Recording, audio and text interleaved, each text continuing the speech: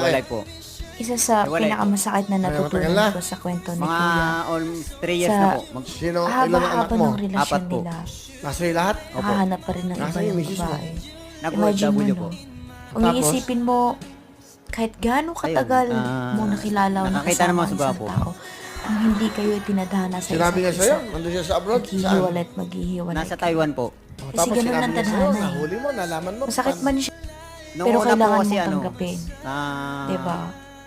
Ang mahalaga lang naman, naglalabo na siya. Dati kasi matututo kang fix siya tanggapin. online. Masakit man ito, Pag-ano sa amin. pero kailangan mo Tapos, pag-aralan at kailangan mo siyang tanggapin. Hanggang sa wala na. Hindi wala naman na. yun para sa iba. Hindi na Hindi katulad para sa dati. sarili Napipili ko mo. na. Palayain Sinabi ang sa'yo? sarili mo sa sakit. na Umamin hindi nung mo bandang deserve. huli na At sa taong sabi niya kung hindi magkakasala mo ba ako deserve. sa'yo, Yun lang. matatanggap mo pa ako ulit.